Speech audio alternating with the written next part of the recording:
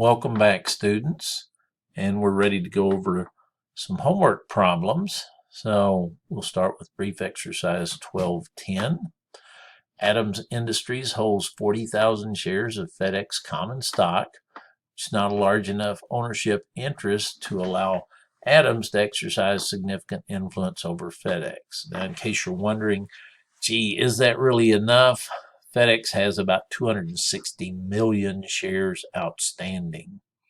So that is very small stake, not near enough to exercise any influence. On December 31, 2021, December 31, 2022, the market value of the stock is $95 and $100 per share, respectively. What is the appropriate reporting category for this investment, and at what amount will it be reported in the 2022 balance sheet? So the appropriate reporting category is essentially what we would consider trading securities, but is fair value through net income. So any changes in fair value would be reported on net income. For the year 2022, they had a $5 a share gain, which $5 a share times 40,000 shares would be $200,000, and it would be reported on the 2022 balance sheet at $100 per share times 40,000 shares, or $4 million.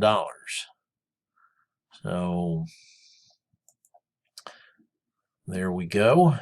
So reporting category, fair value through net income, and the value on the balance sheet, $4 million. Okay, we will go to the next one now. Turner Company owns 10% of the outstanding stock of ICA Company. During the current year, ICA paid a $5 million cash dividend on its common shares.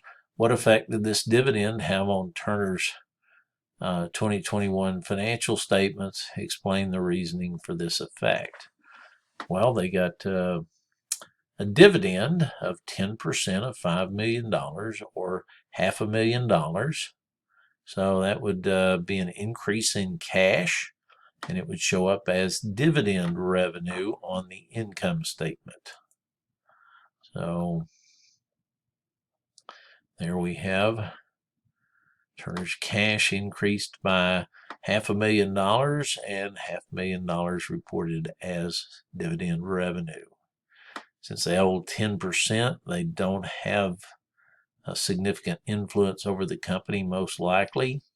So anyway, that's proper accounting.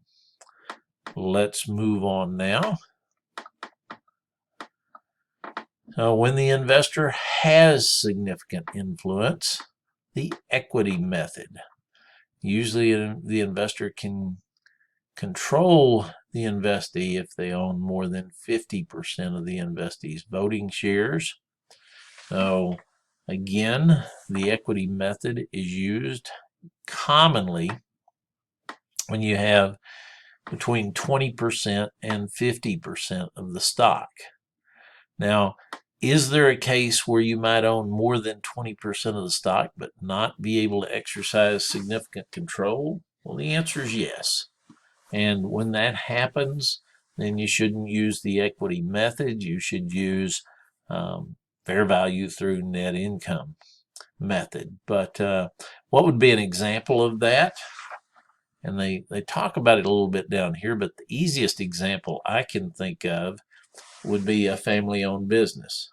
So let's say you have two siblings and your parents own a business, and so your parents unfortunately die and they leave the business equally to their three children. So you inherit 1/3 of the business. But let's say that you have gone about your life and went on and started a business, or you got a job at some corporation and worked your way up, and you've had an active career that has nothing to do with the family business. And your two siblings went to work for your parents, and they've worked in the business and they now run the business.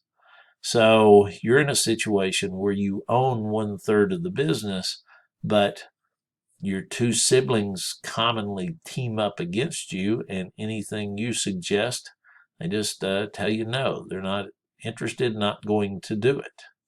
Well, you own 1/3, but you really aren't in a position to exercise significant control or significant influence, excuse me. So that's what they talk about in here. Now, let's go on and talk about the equity method. The equity method, basically, you account for that business as though you would if well, I don't know what I'm trying to say. If you own 30%, then whatever net income or net loss the business has, you report 30% of it in your net income. So when you get paid a dividend, all that does is increase cash and decrease the value of your investment. So the reason for that is you're increasing your investment by your proportionate share of net income. So payment of a dividend is just distribution of that net income. So you receive cash, but the value of your investment has gone down because cash has come out of that business that you own a significant stake in. So that's really the key parts of the equity method. As with any other investment, initially you record it at cost. Then as net income or net loss is reported, you report your proportional share of that in net income. When dividends are paid, you reduce your investment and increase cash, debit cash, credit your investment.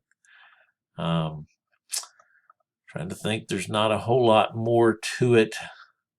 Right here, again, they go over all that.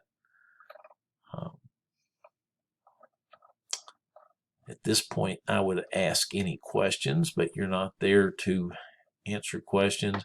Here's the accounting for purchase of the shares, the purchase of the investment, and then here is recording your share of their revenue or their net income. So we debit our investment and credit a revenue account for our proportionate share of their net income. So they reported $500,000 of net income. We owned 30%.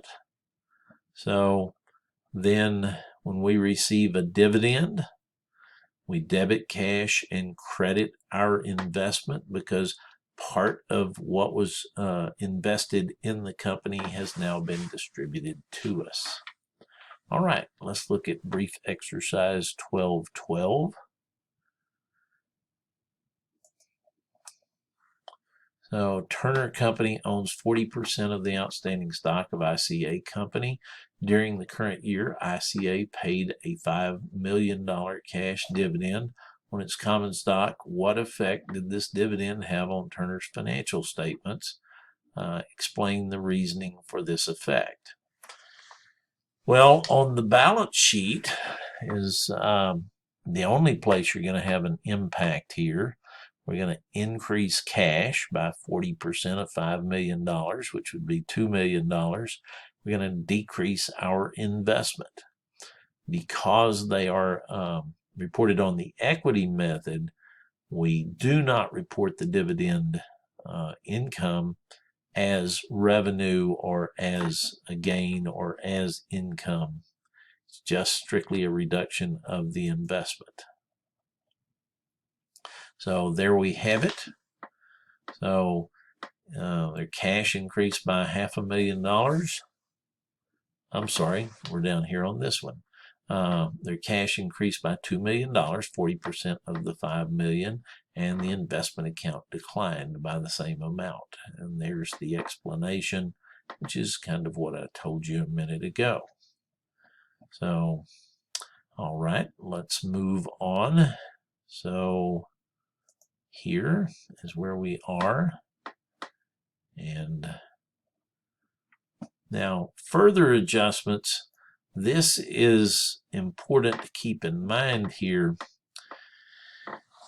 One tricky issue with the equity method occurs when the company has appreciated assets on their balance sheet.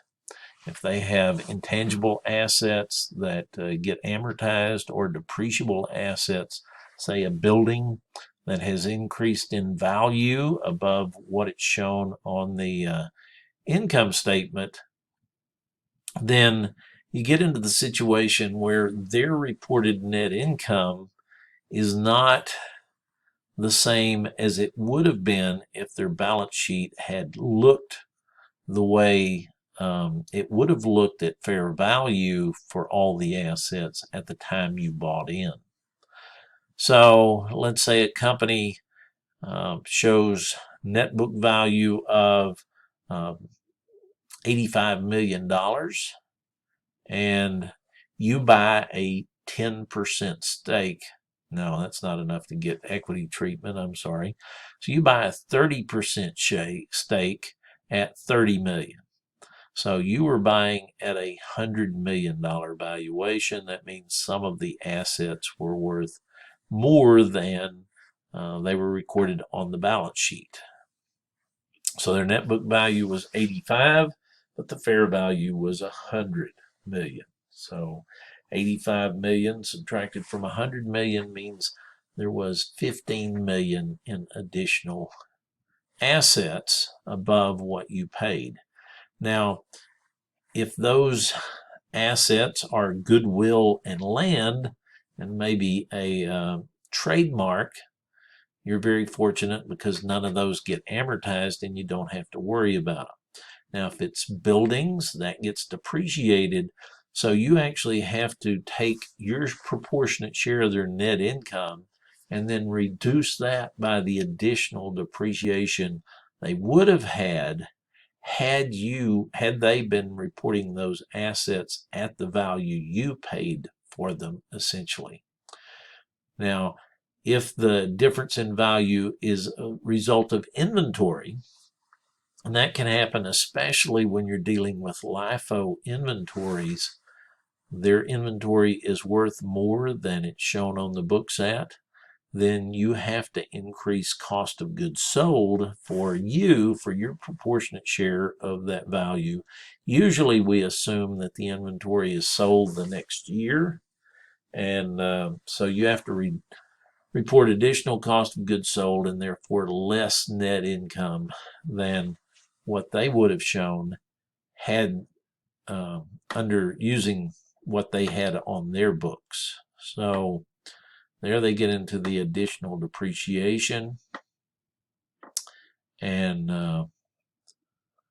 then I think they talk about below here the cost of goods sold issue. So,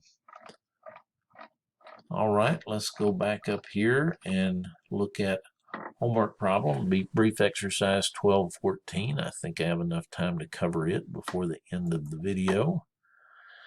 So Kim Company bought 30% of the shares of Phelps Inc. At the start of 2021, Kim paid $10 million for the shares. 30% of the book value of Phelps net assets is $8 million. And the difference of $2 million is due to land that Phelps owns that has appreciated in value. During 2021, Phelps reported net income of $1 million and paid a $500,000 dividend. What amount does Kim carry the Phelps investment on its balance sheet as of December 31? You don't have to worry about additional depreciation because the difference was due to land, which is not depreciated. So it would be at $10 million plus 30% of $1 million minus 30% of $500,000. So $10,015,000 or $150,000. Okay, that's our time is up, so I'll